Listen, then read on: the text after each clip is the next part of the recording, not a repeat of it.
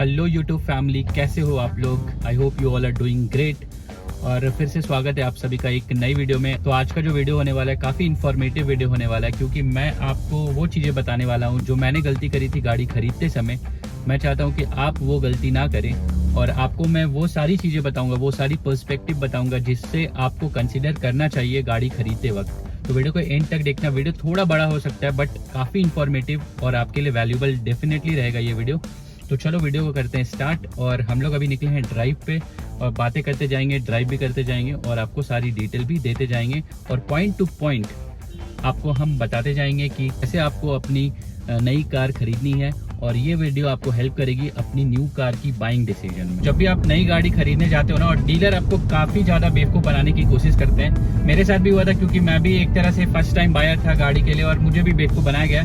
तो वो सारी चीज़ों को ध्यान में रखते हुए मैं आज आपको सारी चीज़ें बताऊंगा जिससे आप डीलर के स्कैम से आप बच सकते हो और अपनी काफ़ी पैसों को बचा सकते हो। चलो फिर पॉइंट नंबर 1 जो है वो स्टार्ट करते हैं। तो गाइस, जो पहली पॉइंट है वो है रशिंग द डिसीजन। जो आप पहली बार गाड़ी खरीदने जाते हो ना, तो वो एक सबसे बड़ी चीज़ बन जाती है आपके लिए, क्योंकि आप बहुत ज़्यादा एक्साइटेड होते हो कि आपको एक गाड़ी लेनी है और आप हड़बड़ में बहुत सारी गड़बड़ी कर देते हो। सबसे पहले आपको जो वो एक्साइटमेंट है ना, मैं समझ सकता हूँ कि हाँ एक्साइटमेंट तो रहती है, बट उस एक्साइटमेंट में जो गलती है ना वो करना नहीं है। आपको प्रॉपरली सारे गाड़ियों को समझना है, आपकी रिक्वायरमेंट को समझना है, आपकी नीड को समझना है, तभी जाके कोई फास्ट डिसीजन लेना है। ऐसा नहीं कि आप किसी डीलर के पास गए, वो आपको 2-4 गाड़ियां दिखाया, आपने ठीक से मार्केट रिसर्च भी नहीं किया है और आपने अपनी उसके बातों में आके आप तुरंत में डिसीजन ले लिए बिना 3-4 डीलर को लेके। एक गाड़ियां 10 डीलर अलग अलग बेचती है, तो वो सारी उनसे भी आपने कंपेयर नहीं किया कि उनकी क्या प्राइसेस एंड ऑल, और आपने हड़बड़ में डिसीजन ले लिया जस्ट बिकॉज कि आपको बहुत जल्दी है गाड़ी लेने की और रोड पे लाकर चलाने की।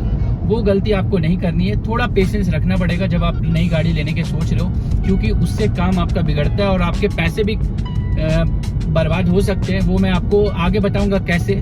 और एक पॉइंट था जो कि मैं आपको बताना चाह रहा हूँ कि आप गाड़ी जब खरीदने जा रहे हो ना, तो YouTube पे बहुत सारे वीडियोस देखते हैं अलग अलग यूट्यूबर के, या कोई भी चैनल है जो कि ऑटो रिव्यू देता है ना, आप उसको देखने के बाद जब आप गाड़ी की टेस्ट ड्राइव करने जाते हो ना, तो वो गलती मत करना। आप पहले टेस्ट ड्राइव कर लो, उसके बाद जाओ YouTube के वीडियोस देखो। उससे क्या होगा ना कि आप बायस नहीं रहोगे, क्योंकि क्या होता है ना, कई बार कई यूट्यूबर पेड वीडियोस भी आपको YouTube पे मिलते हैं, स्पॉन्सर्ड वीडियोस भी रहते हैं। तो ऐसे वीडियोस को आप अगर देख कर जाओगे ना, तो आप हो सकता है you and up buying a car which is paid and which is not realistic. तो ओनरशिप रिव्यू भले ही आप देख कर जा सकते हो, बट मैं कहूँगा सबसे बेस्ट है कि आप खुद, अगर आप गाड़ी चलाना जानते हो तो आप खुद जाओ, खुद एक्सपीरियंस करो, उसके बाद आप नेक्स्ट फिर रिव्यू देखना स्टार्ट करो। तब आपको लगेगा कि क्या सच है, क्या झूठ है और किस तरह की गाड़ी आपके लिए सूटेबल है। तो ये पहला पॉइंट है कि रशिंग योर डिसीजन, ये आपको नहीं करना है। सो गाइज, अब बात करते हैं सेकंड पॉइंट की, जो है अंडरस्टैंडिंग योर नीड्स। तो अंडरस्टैंडिंग योर नीड्स मीन्स आपको कैसी गाड़ी चाहिए, आप किस तरह की गाड़ी खोज रहे हो, क्या फीचर्स चाहिए, वो सारी चीज़ें जो है ना, आपको कितनी सिलेंडर की इंजन चाहिए, कैसा कंफर्ट चाहिए, कितना रेंज है आपका, प्राइस रेंज, वो सारी चीज़ों को मैंने कवर अप किया है अंडरस्टैंडिंग योर नीड्स के अंदर। तो ये एक बहुत बड़ा पॉइंट है, बट इसमें कई सारे सब पॉइंट भी होंगे, तो वो सब कुछ मैं आपको बताता हूँ अभी। वीडियो के एंड में आपको मैं 2 बोनस टिप भी बताने जा रहा हूँ, तो वीडियो को एंड तक जरूर से देखना। और वो बोनस टिप डेफिनेटली आपको हेल्प करेगा आपके पैसे बचाने के लिए, जब भी आप नई गाड़ी खरीदने की सोच रहे हो। तो नीड्स में आपको समझनी है कि पहले आप गाड़ी आपको लॉन्ग ड्राइव के लिए चाहिए, हाईवे ड्राइव के लिए चाहिए, या डेली कम्यूट सिटी में आप चलाते हो, ऑफिस लेके जाते हो, उस तरह की गाड़ी चाहिए। और फीचर्स लिस्ट में अगर बात करें तो आपको क्या क्या फीचर चाहिए, सनरूफ चाहिए आपको, या आपको वेंटिलेटेड सीट चाहिए, ऑटोमेटिक एसी चाहिए, स्टीयरिंग माउंटेड कंट्रोल चाहिए, एडैश चाहिए गाड़ी में, या आपको रियर वाइपर चाहिए, या क्रूज कंट्रोल चाहिए, एप्पल कारप्ले होना चाहिए, या कई सारी, मैंने सारी चीज़ों को नोट करके रखा, जैसे रियर एसी चाहिए, या वायरलेस चार्जिंग चाहिए, चार्जिंग पॉइंट्स कितने होने चाहिए, एलॉय व्हील्स चाहिए, इतनी बड़ी टायर चाहिए, ग्राउंड क्लियरेंस कितनी होनी चाहिए, इंफोटेनमेंट आपको कितनी बड़ी चाहिए। देखो, कई सारी चीज़ें जो है ना, वो आपके लिए बस एक गिमिक फीचर हो जाता है, जो आपको नेसेसरी नहीं है, वो लाइफस्टाइल फीचर है। तो लाइफस्टाइल फीचर आपको चाहिए या नहीं चाहिए, वो आपके बजट पे डिपेंड करता है कि आपको क्या चाहिए। बट वैसे जो इम्पोर्टेंट फीचर मैं आपको एक बताते जाता हूँ कि क्या बेसिक नेसेसिटी होती है जो आपको चाहिए गाड़ी में। स्टार्ट करते हैं मतलब स्टीयरिंग माउंटेड कंट्रोल से। तो इतना बड़ा भी इंपॉर्टेंट फीचर नहीं है। अगर आपकी गाड़ी की अर्गोनॉमिक्स अच्छी है तो आपको स्टीयरिंग माउंटेड कंट्रोल की भी जरूरत नहीं है। जैसे हुंडई वेन्यू में अगर आप देखोगे तो आप यहाँ पर इतने सामने में ये सारी स्विचेस है ना कि आपको कुछ भी जरूरत नहीं है कि आप यहाँ पे टच करके वॉल्यूम बढ़ाओगे तभी आपका काम चलेगा। आप तुरंत में यहाँ से भी वॉल्यूम बढ़ा सकते हो, ट्रैक चेंज कर सकते हो। Everything is very easily accessible in Hyundai Venue. So ऐसी कई सारी गाड़ी है जहाँ पे आपको स्विच बटन दिए रहते हैं। तो वो एक आपका मतलब ये जो फीचर है ना, ये कोई बहुत इंपॉर्टेंट फीचर नहीं है। बाकायदा यहाँ पे आपको अगर कुछ और जो आपके डिजिटल इंस्ट्रूमेंट क्लस्टर में देखने के लिए अगर कुछ मेन्यू है तो वो भले ही आपको हेल्प कर सकता है। जब भी आप यहाँ सामने बैठकर स्क्रॉल कर सकते हो और चेक कर सकते हो कि टॉगल कर सकते हो और सब कुछ देख सकते हो कुछ। और कई गाड़ियों में अगर क्रूज कंट्रोल है, अगर हाँ, तो एक और टॉपिक है जहाँ क्रूज कंट्रोल की बात आती है कि आपको क्रूज कंट्रोल चाहिए या नहीं चाहिए। तो अगेन मैं कहूँगा ना कि ये भी एक ऐसा फीचर है ना जो आप हर समय नहीं यूज करने वाले हो, बहुत रेयरली यूज होता है। मैं ड्राइव पे जब भी जाता हूँ तो अभी तक मैं जितनी भी लॉन्ग ड्राइव मारी है ना कि वहाँ एक ही जगह जो कि आपका मैसूर एक्सप्रेस वे है, बैंगलोर के पास में ही है वो, वहां पर ही मैं क्रूज कंट्रोल कभी लगा पाता हूँ। और दूसरी बात ये है ना कि अगर वो ना भी रहे तो इस गाड़ियों में इतना लाइट सब कुछ होता है, clutch gear and all things आजकल की गाड़ियों में ना कि आप हल्का सा बस पैर लगाकर एक्सीलेटर पे बैठे हो ना तब भी आपकी क्रूज कंट्रोल चलते रहेगी। बात करते हैं कि फ्रंट एसी ऑटोमेटिक होना चाहिए कि नहीं। जितने मैंने भी लोगों से बातें की है और समझा है मैं, ये ऑटोमेटिक एसी भी ना एक तरह का गिमिक है और उतना भी कुछ खास यूजफुल नहीं है। अगर मैनुअल तो एसी भी रखते हो ना, एक टेम्परेचर सेट करके अगर आपने, जैसे मैंने यहाँ पे लगा के रखा है और यहाँ पर कांस्टेंट मेरा टेम्परेचर ऑलमोस्ट अराउंड 22-23 रहता है यहाँ पे, और फैन स्पीड हमेशा 1। हुंडई वेन्यू की जो आप जानते हो कि एसी काफी बढ़िया है तो उसमें भी कोई आपको दिक्कत नहीं लगेगा किसी भी टाइम पर। तो automatic AC again it's not a main thing in your car. बात करें कि स्पेस के बारे में, अगर डैशबोर्ड है आपके सामने और किस तरह की स्पेस चाहिए, डैशबोर्ड में चेक करना चाहिए कि आपको स्पेस अच्छा मिलता है या नहीं मिलता है। क्योंकि जब भी आप गाड़ी में बैठते हो ना तो आप जगह खोजते हो कहाँ फोन रखे, कहाँ पे चार्ज करने के लिए जगह हो फोन को रखकर, वो सारी चीजें इंपॉर्टेंट हो जाती है। यहाँ पे हुंडई वेन्यू में आपको अच्छी जगह मिल जाती है, सामने में एक बढ़िया सा स्पेस मिल जाता है जहाँ पे आप अपनी फोन को रख सकते हो। और साथ में क्या है ना कि यहाँ पे इसमें इस पर्टिकुलर मॉडल में आपको वायरलेस चार्जिंग तो नहीं मिलती है, बट कई सारे मॉडल में वायरलेस चार्जिंग रहती है। वो भी एक अच्छा ऑप्शन है अगर आपको मिलता है तो। अगर फोन यहाँ पे आप रखोगे ऐसे तो इसकी जो वायर है ना, आप यहाँ कनेक्ट करोगे तो पूरी तरह से वायर यहाँ पे फिक्स नहीं होती क्योंकि थोड़ा स्पेस कम होता है। तो इस वजह से अगर वायरलेस चार्जिंग है तो वो भी अच्छी है, बट अगेन वहाँ पे क्या होता है, फोन ज्यादा हीट होता है। और ये जो 12 वोल्ट का सॉकेट है ये भी गाड़ी में होना जरूरी है क्योंकि कभी आप अगर एक्स्ट्रा एक्सेसरीज लगाना चाहते हो तो वो हेल्प करता है आपको लगाने में। तो ये सारी चीजें है ना जो होनी चाहिए। और अगर आपकी लंबी फोन है तो इस तरह की गाड़ियों में कई जगह आपकी फोन आएगी भी नहीं, तो यहाँ पे स्पेस फिर काम आ जाता है। वॉलेट भी रख देते हैं हम लोग। और फिर देखोगे ना तो ये भी काफी डीप है, तो यहाँ भी स्पेस आपको चाहिए गाड़ी में भाई। तो देखना कि आपकी गाड़ी में स्पेस है या नहीं है इन सब चीजों के लिए। हैंड रेस्ट होता है ना, ये मेरे को बहुत सही चीज लगता है। वैसे तो ये थोड़ा पीछे है हुंडई वेन्यू में, बट कहीं ना कहीं काम करता है। तो आप इसको भी कंसिडर कर सकते हो कि आपकी गाड़ी में हैंड रेस्ट है या नहीं, क्योंकि लॉन्ग ड्राइव के समय आपको थोड़ा सा रिलैक्स होने के लिए, बस आप अगर एक प्रॉपर गियर में चल रहे हो तो आप रिलैक्स होकर आगे गाड़ी बढ़ा सकते हो। ये आपको एक कंफर्ट तो जरूर प्रोवाइड करता है। अब दूसरी चीज़ों की बात करें, जैसे देखोगे कि यहाँ पे फ्रंट में लाइटिंग होती है और सनग्लास होल्डर भी होता है, जो कि मैं कहूँगा ना एक काफ़ी इंपॉर्टेंट फीचर है। और कई सारी गाड़ियों में मैंने देखा है, खास करके लोअर मॉडल में, वैसे तो ये मिड वेरिएंट है बट लोअर मॉडल में और मिड वेरिएंट में भी आजकल ये सारी चीज़ें, यहाँ पे जो लाइट्स आती थी या सनग्लास होल्डर है ना, वो हटा देते हैं। बट ये एक बहुत नेसेसरी फीचर है। जब भी आपको कुछ ढूंढना हो आगे या कुछ भी देखने की जरूरत पड़ जाए ना, तो ये लाइट बहुत हैंडी होता है। तो ये भी जरूर से जरूर कंसिडर करना। वैसे पीछे है इस गाड़ी में, but that is not enough. फिर एक चीज होती है सनरूफ, जो कि आजकल इंडिया में तो बेसिकली सबको ही सनरूफ चाहिए होता है। हमें भी थोड़ा बहुत चाहिए था, but it was not necessary feature for us और नेसेसरी थिंग फॉर अस। सो आप ये कम्प्लीटली आप पे डिपेंड करता है कि आपको सनरूफ चाहिए या नहीं चाहिए। तो आप देख लेना, बाकी उससे बहुत ज़्यादा भी लॉस नहीं है, बट कई गाड़ियों में सेफ्टी को लेके कंसर्न लोग बोलते हैं, but it's up to you. फिर बात करें वाइपर डिफॉगर कहते हैं ना कि रियर में वाइपर है, डिफॉगर है। डिफॉगर तो डेफिनेटली बहुत ज़रूरी है। अगर आप गाड़ी ले रहे हो तो बिना डिफॉगर का पीछे मत लेना, क्योंकि आपको पीछे जब भी आप देख कर चलाते हो ना तो आपको फिर वो जब फॉग आ जाएगा तो देखने में बहुत दिक्कत होने वाला है, और वो एक तरह का सेफ्टी फीचर है, तो वो आपको मैंडेटरी है। वाइपर हो तो और भी अच्छा है, वो भी एक फीचर गाड़ी में आपकी होनी चाहिए। फिर बात करें वेंटिलेटेड सीट की, तो वेंटिलेटेड सीट इंडिया में जैसे गर्मी है उसके लिए मैं कहूंगा ना कि वेंटिलेटेड सीट के लिए आपको हमेशा से टॉप मॉडल पे जाना पड़ेगा। इवन जो आपका इलेक्ट्रिक सीट एडजस्टमेंट होता है, ये सारी चीजें ना जो टॉप मॉडल में आती है। अगर आपका बजट अच्छा है तो डेफिनेटली आप वेंटिलेटेड सीट पे भी जा सकते हो, क्योंकि कंफर्ट तो रहता है। मैंने 1-2 गाड़ियों में चला के देखा है और उसमें एक्सपीरियंस मेरा डिफरेंट था और अच्छा लग रहा था, क्योंकि गर्मी में ना ये जो लेदरेट सीट, आप कोई भी सीट लगाओगे थोड़ा सा तो आपको गरम गरम सा फील होता है, बट वो आपको एक comfortable.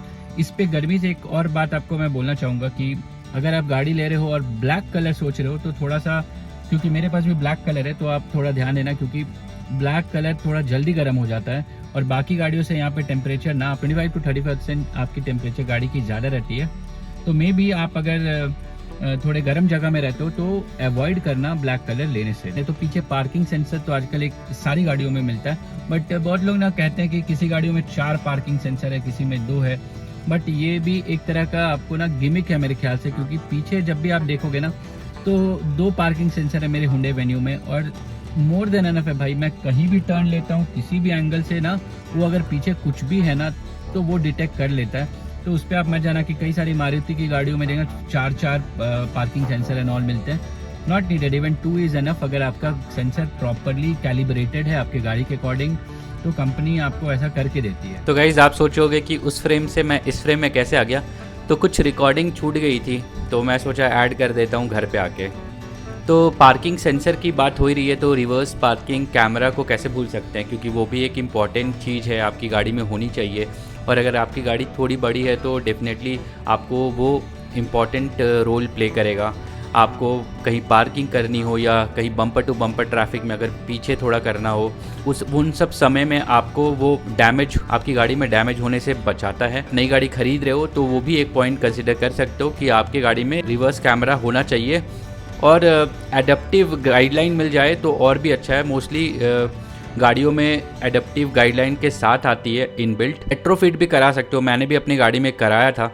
But the thing is कि जो OEM फिटिंग वाली चीज़ें होती है डैशबोर्ड के साथ, जो इंफोटेनमेंट सिस्टम जो फिट होके आता है ना, तो फिर पूरी इंफोटेनमेंट सिस्टम को बाहर निकाल कर फिर कैमरा का मॉड्यूलर उसमें लगाना पड़ता है, जिससे कई बार डैमेज कर देते हैं टेक्नीशियन। मेरी गाड़ी में ऐसा हो चुका है इसलिए बता रहा हूँ। तो वो सब चीज़ों को अवॉइड करने के लिए बेस्ट है कि आप नई गाड़ी में इनबिल्ट कैमरा वाला रिवर्स कैमरा के साथ ही गाड़ी खरीदने की सोचो। बट अगेन अगर नहीं मिल रहा है या आपका बजट नहीं है तो आप जा सकते हो, रेट्रोफिट करवा सकते हो, कोई बहुत अच्छे टेक्नीशियन से काम कराना और अपनी आँख के सामने काम कराना, सो डैट आपकी गाड़ी सेफ रहे। फिर बात करते हैं आपका इंफोटेनमेंट सिस्टम। और इंफोटेनमेंट में मेनली मेरा जो चीज़ है ना वो कहना है कि आपके पास एंड्रॉयड और एप्पल कारप्ले ज़रूर से होना चाहिए, क्योंकि एंड्रॉयड और एप्पल कारप्ले आपके फ़ोन के साथ तुरंत कनेक्ट हो जाता है और बहुत सीमलेस है। और फ़ोन लगाना हो किसी को या अगर आपको मैप देखना हो, ये सारी चीज़ें आपके लिए आसान बन जाती है। तो वो आप एक चीज़ जो है ना वो ज़रूर से देख कर लेना। रियर एसी की बात करें तो रियर एसी भी अगेन इंडिया में इतनी ज़्यादा गर्मी बढ़ चुकी है पिछले 10 सालों में ना कि रियर एसी भी आपको हर गाड़ियों में आने लगा है। और मेरा कहना ये है कि अगर आप रेगुलरली 4-4 लोगों के साथ ट्रैवल करते हो, अगर सिर्फ 2 लोगों की ट्रैवल है तो कोई नेसेसरी चीज़ नहीं है, वो आप विदाउट रियर एसी वेंट भी काम चला सकते हो।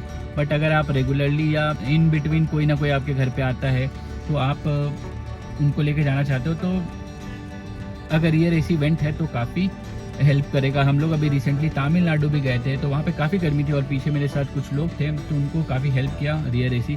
तो ये सारी चीज़ें हैं ना जो कि फीचर्स में अगर देखा जाए तो ज़रूरी है। अगर कुछ पॉइंट छूट गया हो तो प्लीज़ कमेंट सेक्शन में कमेंट करके बताना, और तो मैं ज़रूर उस पर भी नेक्स्ट कुछ वीडियो लेके आऊँगा। फ़िलहाल अभी मेरे हिसाब से ये सारी चीज़ें जो है ना ये मुझे समझ में आई और मैं आपको बताया। इंटीरियर जो कि बेसिकली इंटीरियर, हाँ एक फीचर जो मैं और बोलना चाहूँगा, ऑटो स्टार्ट फीचर है।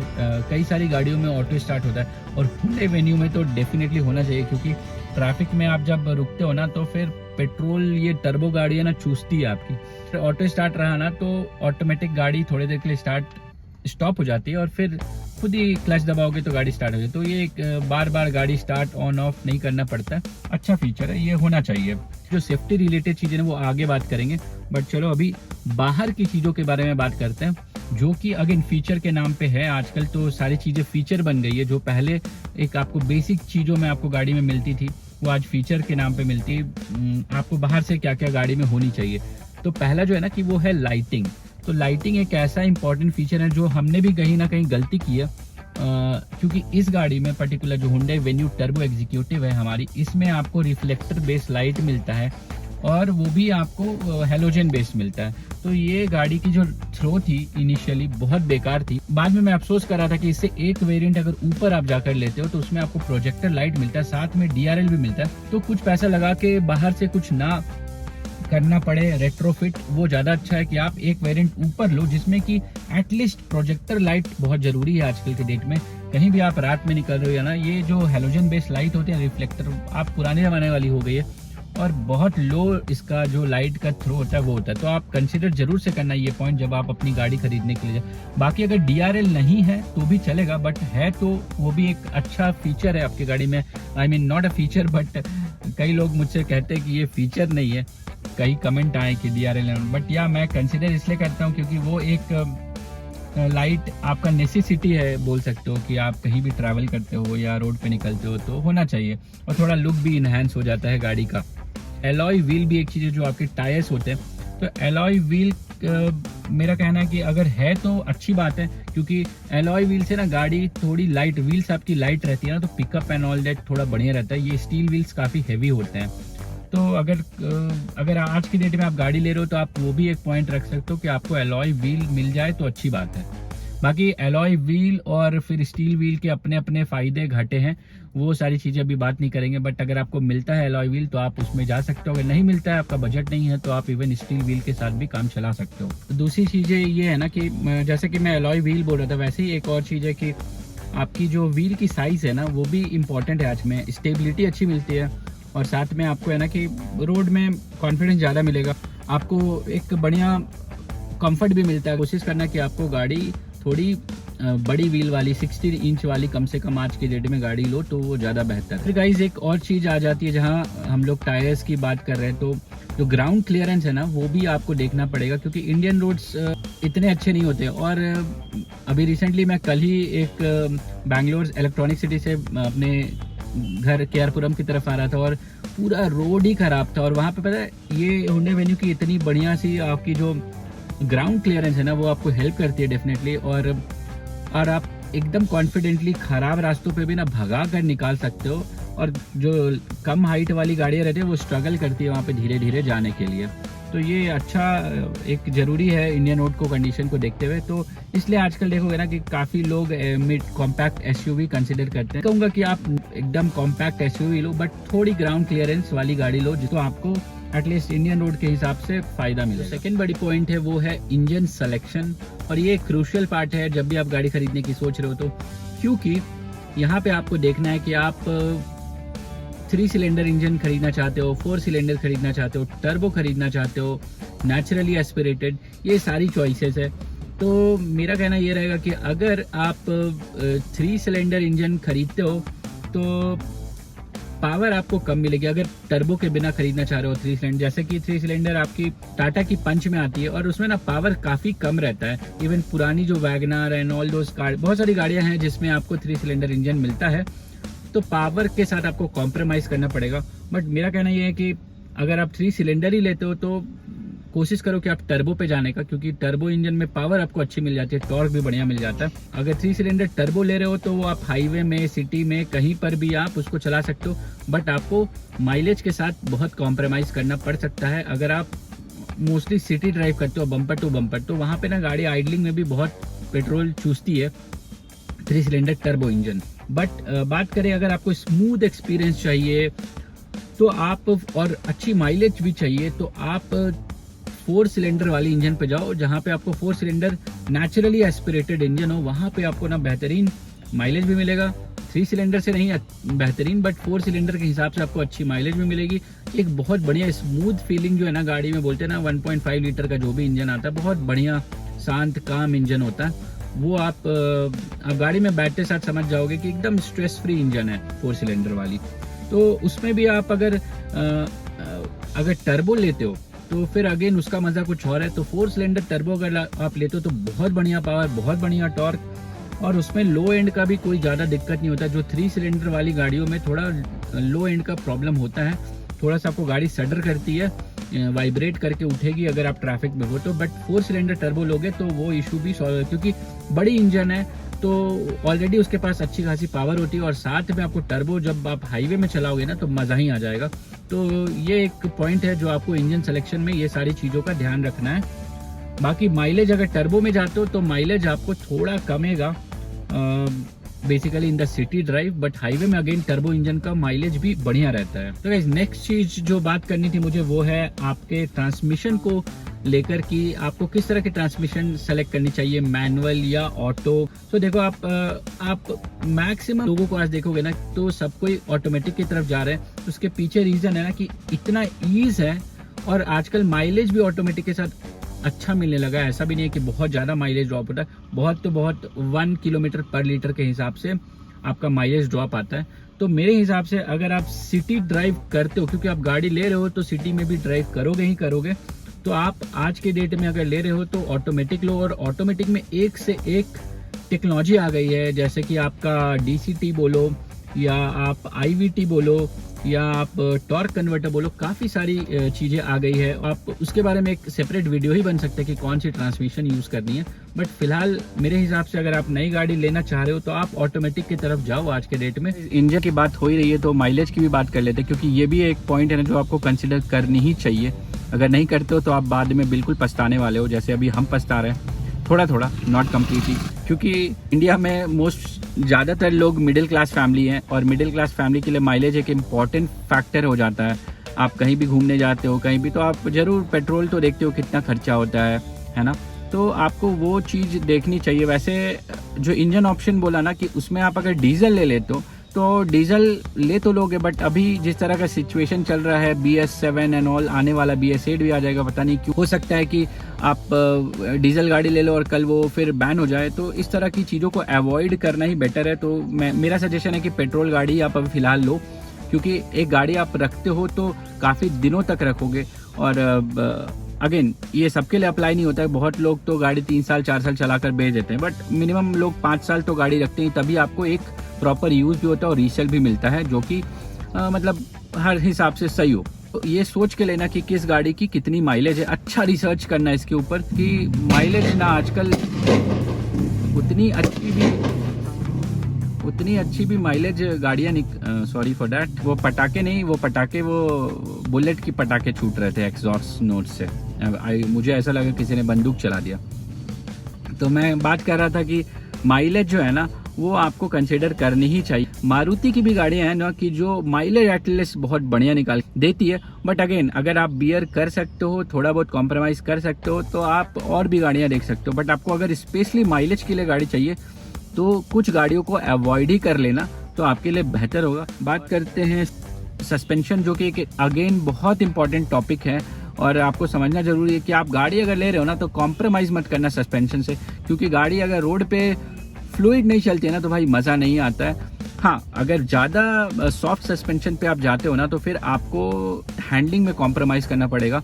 बट एक मीडियम और वेल डिज़ाइन सस्पेंशन जो बोलते हैं ना, वो अगर आपको मिल जाती है गाड़ियों में तो फिर मज़ा ही आ जाता है। जैसे आप देखोगे कि 3XO जो है ना उसकी सस्पेंशन क्या ही लाजवाब है, और हैंडलिंग भी उसी हिसाब से कोई दिक्कत नहीं है। तो दोनों का जो सेटअप है सस्पेंशन और हैंडलिंग का, जिस तरह से ट्यून किया गया है सस्पेंशन को, काफ़ी बेहतर है। इवन काइलैक का भी वैसे ही है। बट हुंडई वेन्यू में अगेन आपका जो सस्पेंशन है ना थोड़ा स्टिफ है, बट हैंडलिंग बहुत सही हो जाती है हाईवे पे। तो गाइस फिर एक और पॉइंट है आफ्टर सेल सर्विस। तो आफ्टर सेल सर्विस जो है ना वो भी आपको कंसिडर करनी चाहिए जब भी आप गाड़ी लेने की सोच रहे हो। कितने उसके डीलरशिप नेटवर्क हैं, कितने सर्विस नेटवर्क है, कहाँ पे हैं, और कैसी सर्विस की क्वालिटी है ना, वो सारी चीज़ों को भी आपको रिसर्च कर ही गाड़ी खरीदनी चाहिए। जैसे मेरे हिसाब से मेरे को लगता है कि डीलर नेटवर्क में देखो मारुति और हुंडई की जो गाड़ी है ना काफ़ी हर जगह फैली हुई है, आपको ईजिली कहीं पर भी आपको सर्विस अवेलेबल हो जाती है, और डीलर नेटवर्क बहुत स्ट्रांग है। तो ये भी एक स्ट्रांग पॉइंट हो जाता है आपकी गाड़ी को खरीदने का। एक और चीज़ आपको बता दूँ कि हुंडई में बोलते हैं ना कि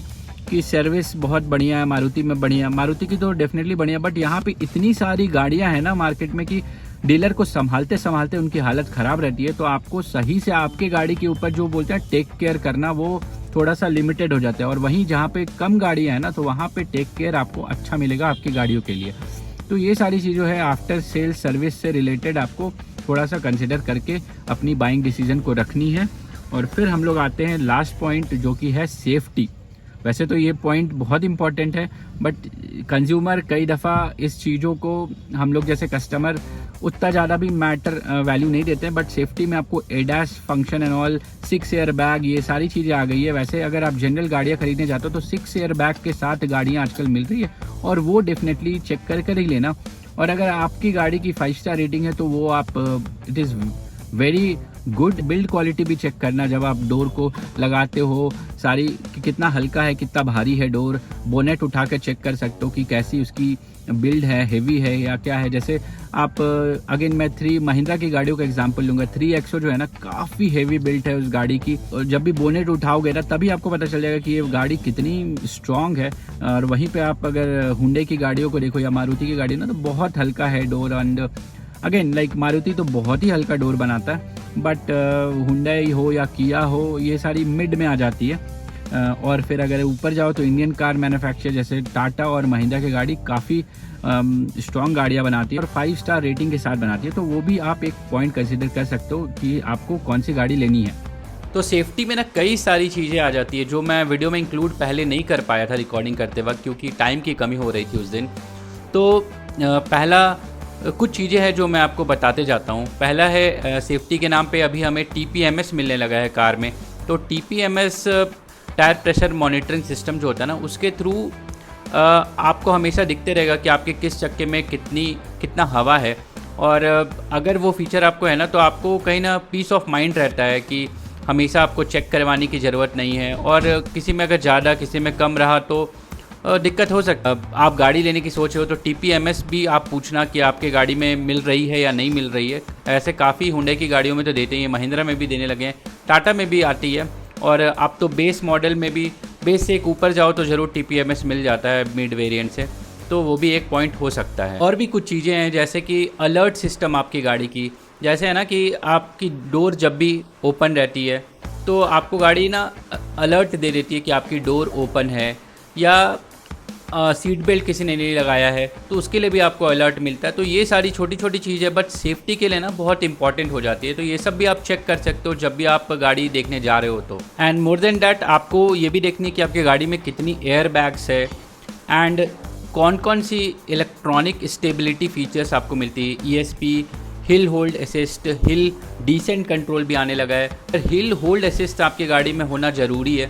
आप अगर पहाड़ों में लेके जाते हो ना गाड़ी, बहुत हेल्प करता है। मैं तो मतलब हिल होल्ड रहने का बहुत बेनिफिट उठाता हूँ। इवन ब्रिज में भी कहीं अगर गाड़ी आपकी ऊपर जा रही है और पीछे आपकी गाड़ियाँ बहुत सारी लगी हुई है, ट्रैफिक में फंसे हुए हो ना, तो 3 सेकंड के लिए वो गाड़ी ना आपकी ब्रेक ऑटोमेटिक लग जाती है और फिर आप आराम से गाड़ी की गियर चेंज करके एक गियर पे लगाकर आप गाड़ी उठा सकते हो। तो ये भी एक अच्छा सेफ्टी फीचर है। हिल डिसेंट कंट्रोल भी आपको टॉप वेरिएंट में आता है बेसिकली, बट अगेन वहाँ पे 2 चीज़ें हैं, आप मैनुअल भी ब्रेक लगा सकते हो, बट अगर है तो अच्छी बात है। और चीज़ों के बारे में बात करें तो ABS, ESC electronic stability control, then traction control, ये सारी चीज़ें भी अब आपको गाड़ी में मिलने लगी है as an standard. Basic model से भी मिल जाता है। तो ये आपके लिए आप चेक जरूर से करना कि ये सब आपको मिल रहा है कि नहीं, जो भी आप गाड़ी पसंद कर रहे हो।